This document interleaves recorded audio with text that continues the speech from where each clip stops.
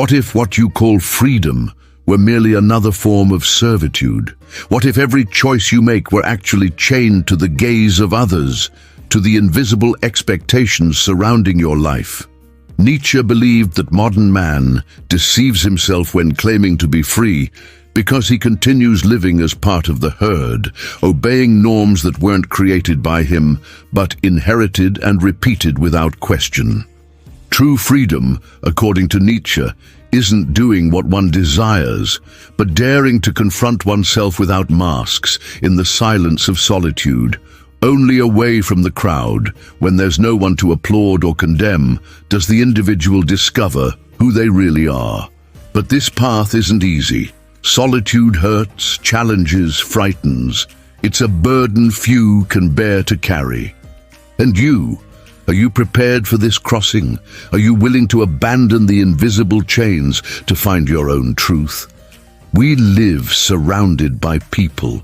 From birth, we're thrown into a network of relationships, traditions, rules, and expectations. We call this society, but we could also call it a great theater. Each of us learns to perform roles, to speak in certain ways, to wear specific clothes, to dream of goals that seem ours, but were planted in us long before we realized it. We grow up believing that choosing within these pre-established options is freedom. However, Nietzsche would say this is merely a carefully constructed illusion.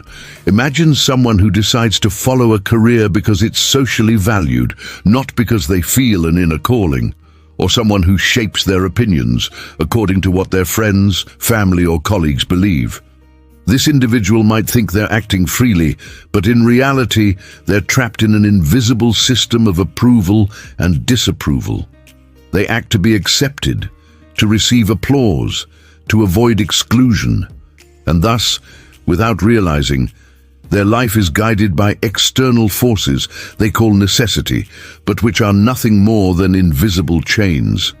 Nietzsche saw this situation as the normal condition of the majority. The common man seeks comfort, security, and belonging, even if it costs his authenticity.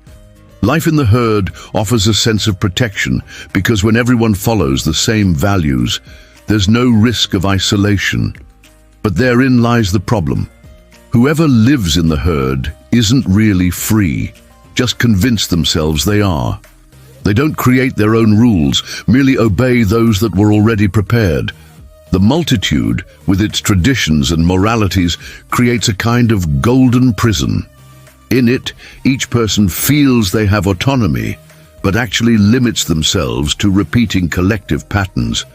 The illusion of freedom arises because we have choices. We can opt for this or that profession, this or that lifestyle, this or that type of relationship. But all these choices are like shelves in the same market. Choosing among predetermined products isn't freedom, it's merely consuming possibilities that others defined. Nietzsche wanted to go beyond that.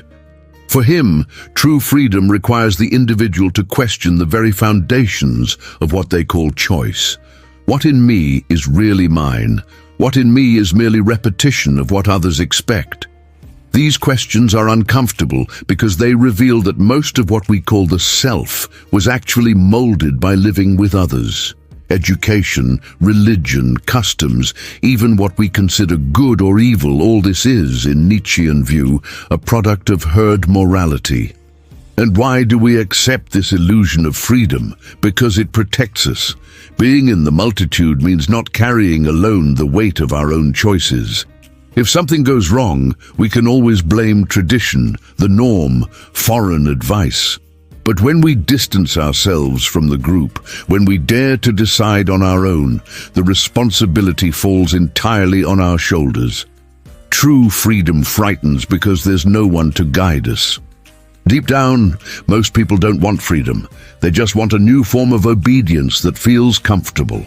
They want to feel they choose, but couldn't bear the silence of solitude that accompanies authentic decision. Thus, they continue living with the illusion that they own their own lives, when in reality they remain trapped by invisible threads pulled by collective opinion. Nietzsche said we must always distrust what the multitude considers right or true. Where everyone agrees, there's probably an anesthetic, not a truth. True freedom doesn't flourish in general agreement, but in the courage to distance oneself, to doubt, to be a stranger even among one's own kind. It's an act of rupture, and this rupture begins when we realize that what we called freedom was merely its shadow. Have you ever wondered if your choices really are yours? Have you questioned whether your worldview wasn't molded by parents, teachers, friends, or your own culture? What if what you consider freedom is nothing more than a sophisticated prison with invisible bars and approving smiles? If life in the multitude offers us the illusion of freedom, it also demands something even deeper: the construction of masks. From early on, we learn that we cannot show who we really are. Children who talk too much are reprimanded. Young people who dream outside the pattern are corrected. Adults who deviate from social expectations are marginalized. The result is that, little by little, we learn to wear characters. We become actors in a collective play where each role is delimited by what society judges acceptable. Nietzsche called this herd morality the force of collectivity that, in the name of harmony, ties individuals to fixed patterns of behavior. The mask, in this sense, isn't just an occasional accessory, but a second skin. We learn to smile when we're sad, to agree when we disagree, to feign security when inside we tremble. It's as if, to survive in human coexistence, it were necessary to hide the truth about ourselves. In daily life, these masks appear in small situations. Think of a work meeting where someone swallows their opinion to avoid contradicting the boss. Or a family dinner where a person hides their true love life to avoid conflicts. Even on social media, where we show only edited versions of ourselves, carefully planned to receive approval. Each of these moments reinforces the feeling that we're only accepted when we interpret roles. Nietzsche saw immense danger in this, because the more time we spend wearing a mask, the more we forget the face behind it. We become so accustomed to performing that we can no longer differentiate what is authentic desire and what is need for acceptance. The mask confuses itself with identity, and the actor ends up believing in the character they created. Thus, the individual loses themselves without even noticing. The weight of these masks isn't just in deceiving others, but mainly in deceiving ourselves. We carry a lifetime of representations that suffocate our singularity. And the more we seek to please and adapt, the further we distance ourselves from what we could be. Nietzsche criticized precisely this mediocrity disguised as virtue, the tendency to conform to what the group expects, instead of risking one's own authenticity.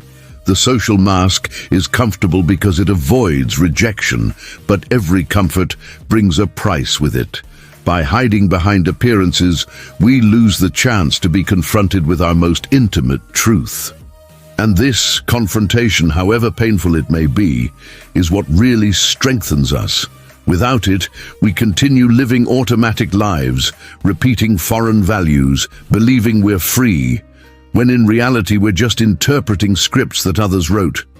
Nietzsche said that becoming who one is requires courage. But how to become who one is if we live imprisoned by social roles? The answer involves recognizing the weight of these masks and daring to remove them. This gesture, however, is risky.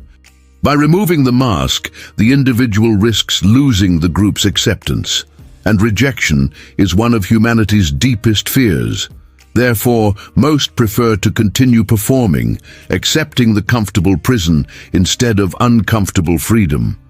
But the question remains, who would you be if there were no one to judge? What would you do, think, or desire if the gaze of others didn't exist?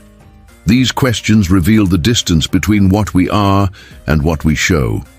Solitude, as we'll see ahead, is precisely the space where the mask falls. It's the territory where the external gaze disappears and only the naked presence of oneself remains. However, before diving into this liberating solitude, we must recognize that life in society isn't just coexistence, it's performance. And every performance has a cost. The weight of masks isn't just in hiding them from others, but in carrying them as if they were one's own face. The greatest slavery isn't explicit obedience, but the silent servitude of believing we cannot be different from what the group expects. Have you ever wondered how many masks you wear daily? Have you noticed that sometimes it's not the fear of making mistakes that prevents us from acting, but the fear of being seen without disguise? So far, we've seen how life in society involves us in illusions and masks. But Nietzsche goes further. He affirms that the only way to break with this prison is to cross the desert of solitude. For him, solitude isn't an accident, isn't a punishment, but a radical choice. It's the gesture of courage from one who refuses to continue living in the superficiality of the herd. Solitude is rupture because it forces the individual to abandon what was most comfortable, the security of the group, applause, approval. When someone decides to distance themselves, even momentarily, from social life, they feel a frightening emptiness. It's as if all the external voices that guided their decisions suddenly fell silent. In this silence, the inner voice emerges, often unknown, sometimes disturbing, and it's precisely because of this that so few endure solitude. It places us face to face with what we spent our lives trying to hide. Nietzsche compares this crossing to the journey of one who walks through the desert. In the desert, there are no shadows, no shelter, no distractions. There exists only the aridity that exposes everything in its rawness. Solitude functions the same way. It removes adornments, dismantles scenery, and reveals the individual in their essence. At first, this encounter is painful because we realize how much our choices were molded by external factors. But with time, it's precisely this discomfort that opens space for creating something new. The rupture of solitude isn't against others, but against dependence on others. Nietzsche didn't condemn human coexistence itself, but rather the slavery it imposes when we lack courage to think on our own. Being alone, in this sense, isn't rejecting the world, but purifying oneself from it to later return in a more authentic form. One who passes through solitude and endures it returns to society different no longer as a follower, but as a creator. Think of everyday examples. How many times does a person only discover what they really desire after a period of withdrawal? Someone who decides to travel alone, disconnect from work and family pressures, often returns with renewed clarity. Another who faces the end of a relationship can, in the silence of solitude, realize they had molded their life only to please the other. These experiences show how isolation, despite initial pain, is a portal to new self-understanding. Nietzsche believed that without this rupture, the individual would remain eternally trapped by masks and illusions. Solitude is what separates the common man from the free spirit. But here's the issue: it's not enough to isolate oneself physically. One must endure the absence of references, face one's own emptiness without trying to fill it with distractions. This is the trial by fire. In the modern world, it's common to try to anesthetize solitude with entertainment, consumption, social media. But all this merely postpones the encounter with oneself. True solitude begins when we disarm ourselves of any crutch. Some see this as a form of selfishness, as if choosing solitude were abandoning human bonds.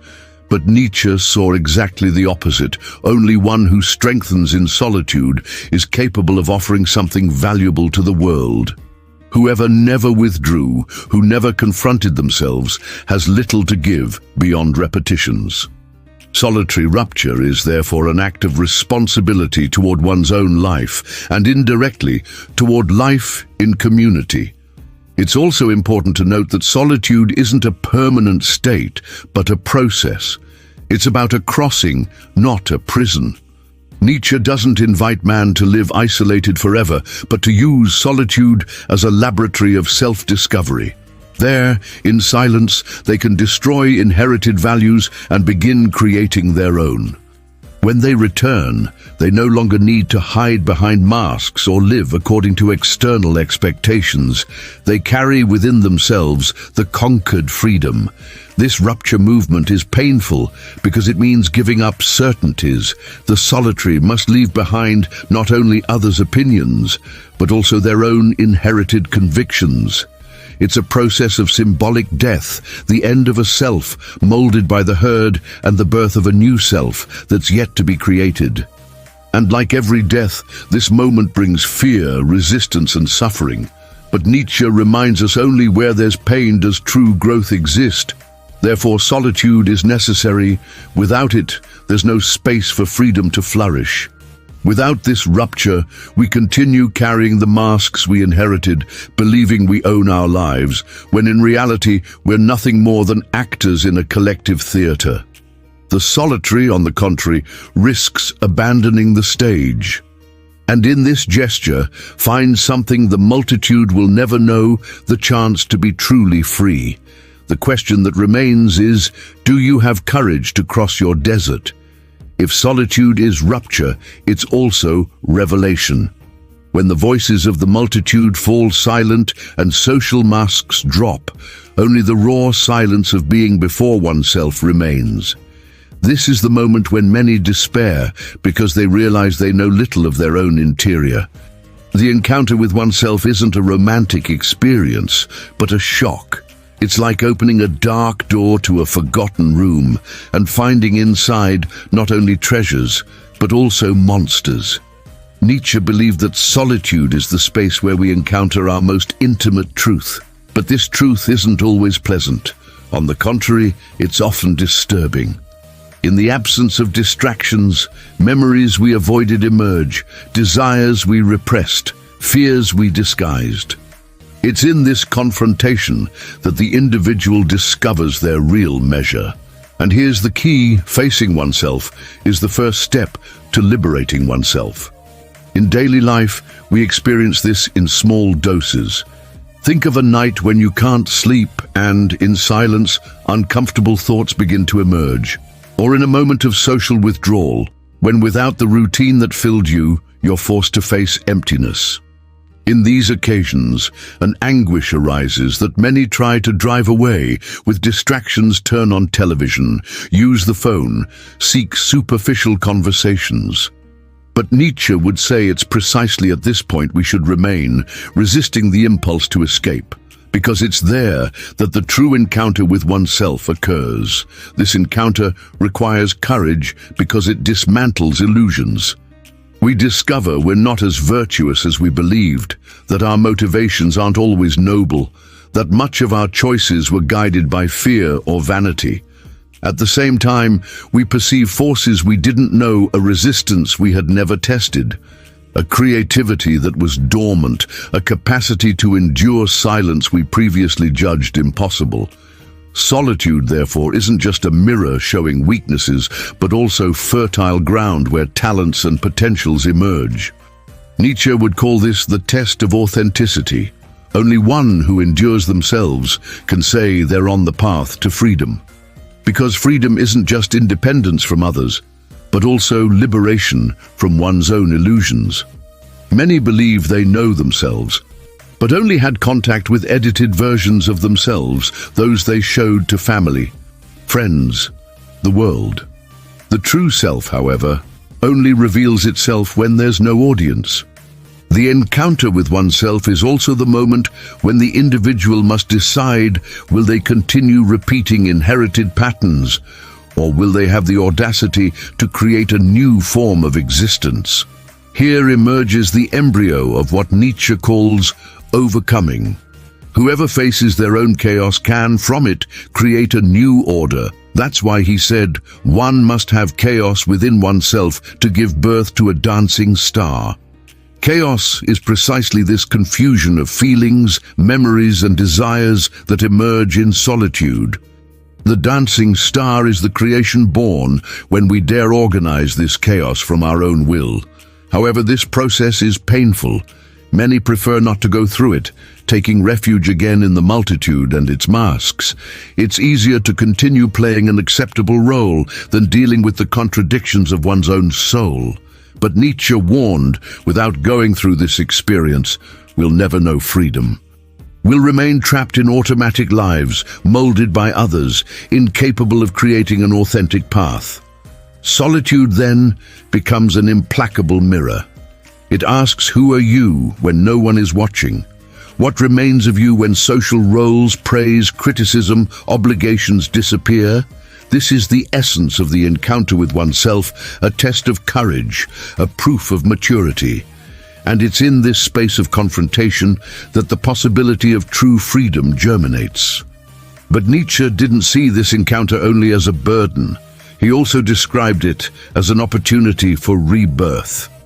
By enduring solitude and facing one's own chaos, the individual opens space for a new creation of self. They become capable of choosing no longer by others' gaze, but by their own measure. And this is rare because it requires not only distancing oneself, but remaining in silence until something new emerges from it. Therefore, the encounter with oneself is the heart of solitude. It's not enough to flee from the multitude. One must have courage to look within. Only then does freedom stop being an illusion and begin becoming reality. Would you have courage to face silence without seeking any distraction, just to discover who really inhabits within you?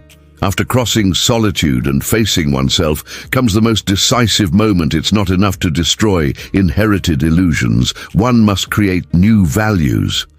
Nietzsche believed that true freedom only materializes when the individual stops being a follower and becomes a creator. While we repeat the herd's values, we remain slaves, even if we don't realize it. Solitude offers us the chance to break with this, but rupture alone isn't enough. It's necessary to erect something new in its place. Think how many times you've followed a rule or conviction without questioning. Since childhood, we learn to obey ready-made systems: what's right and wrong, what's beautiful or ugly, what's success or failure. These values didn't originate from us, but were transmitted by traditions, religions, cultures. Reproducing them gives us a sense of order, but also keeps us limited. Nietzsche calls this herd morality, the tendency to accept what's already established because it's easier to follow than invent. However, solitude creates space for questioning. When we distance ourselves from the multitude, when masks fall and silence envelops us, we realize many of the values we carried were merely borrowed. And here arises the challenge: if these values aren't really ours, which ones will be? What remains when we set aside inherited beliefs? This emptiness can be frightening, but it's also fertile ground where freedom flourishes. Nietzsche saw in the solitary individual the figure of the creator, someone capable of looking at internal chaos and, instead of retreating, extracting new forms of living from it. This creator isn't content repeating commandments, but establishes their own measures. It's not about blind selfishness, but radical responsibility, assuming the weight of defining one's own life, without blaming traditions, gods, or multitudes. An everyday example helps understand. Imagine someone who, after years following a stable career because it was expected by family, decides to abandon it to pursue an artistic vocation. In the herd's eyes, this decision might seem senseless, even irresponsible. But for the one who makes it from their own measure, it represents freedom. They're no longer following an imposed value, the value of stability, status, external recognition, but creating a new value, the authenticity of living according to their own essence. Nietzsche called this process transvaluation. That is, the capacity to invert and recreate values. What was previously considered virtue can be seen as weakness. What previously seemed foolish can reveal itself as courage.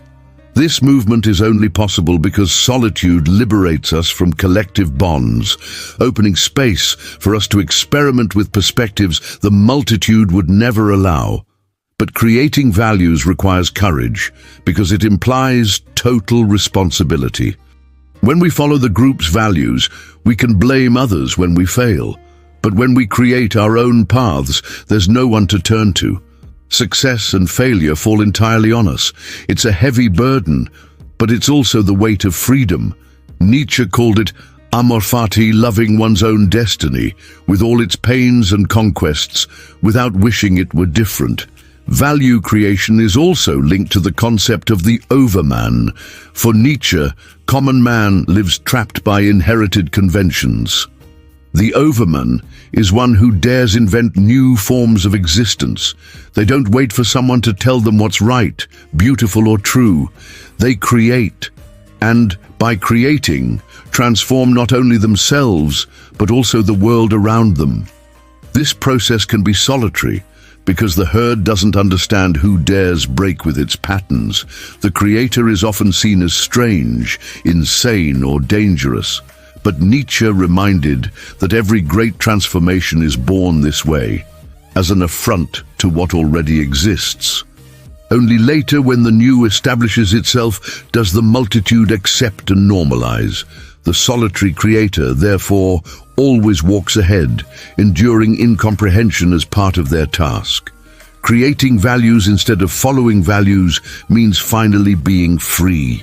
It means looking inward and asking, what is life for me? What is success, love, happiness, courage from my own measure? The answer will never be universal, because each individual must invent it. This is what makes freedom so rare and precious. It cannot be taught as a rule, only lived as a conquest. And you? Are you willing to carry the weight of creating your own life? Or do you prefer to continue following the scripts that others wrote for you? Solitude isn't just rupture, nor just encounter with oneself, nor just creation of new values. It is, for Nietzsche, the inevitable path to the destiny of freedom. After crossing all the pains and dangers of separation from the herd, the individual who endures solitude reaches something most will never know: the serenity of living without depending on others' gaze. This is freedom that cannot be bought, taught, or inherited. It can only be conquered. The solitary's freedom doesn't mean living isolated forever, but rather inhabiting the world differently. They can return to social life, can work, love, share, but no longer do so as before. The difference is, they're no longer trapped by the need for approval. They act because they choose, not because they need to be accepted. This transformation is radical. It's the birth of someone who finally governs themselves. The solitary's destiny is arduous because it implies accepting incomprehension. The multitude looks at whoever doesn't fit and feels fear, distrust, or contempt. But for Nietzsche, this is the sign that one is on the right path. The true creator, one who found themselves, will always be seen as strange because they no longer share the same values as others. Their freedom frightens because it reveals the prison in which others live. A simple example helps visualize. Think of a person who decides to live according to their own measure of happiness, refusing social pressures for status, wealth, or recognition. In the herd's eyes, this person seems crazy or irresponsible. But to themselves, they're free. They discovered they don't need to live according to others' standards, and that life only has meaning when it's expression of one's own authenticity. This gesture of allowing oneself to be who one is, even under risk of rejection, is the essence of solitary freedom. Nietzsche saw in the figure of the hermit and solitary philosopher the symbol of this destiny, not because they distanced themselves from humanity, but because they managed to live in the world without bowing to its illusions. Solitude in this case isn't punishment, but conquest. The solitary doesn't flee from others, they just no longer need them to exist. This interior independence is what makes them truly free. But this freedom doesn't come without pain. It requires enduring the weight of walking without guides, creating values without guarantee of acceptance, trusting only in one's own strength. Nietzsche knew this path wasn't for everyone. He spoke of strong spirits, rare ones, capable of enduring the burden of autonomy. For most, it's easier to remain in the herd's security, accepting invisible chains in exchange for company and comfort. The solitary's destiny, therefore, is double: on one side, the pain of isolation; on the other, the greatness of freedom. This paradox is inevitable. Whoever desires true freedom must renounce the consolation of collective illusions. But in exchange, gain something nothing can replace: the possibility of being fully oneself. Nietzsche believed this was humanity's highest mission, becoming who one is. And this is only possible when we stop living according to imposed standards and begin creating our own existence.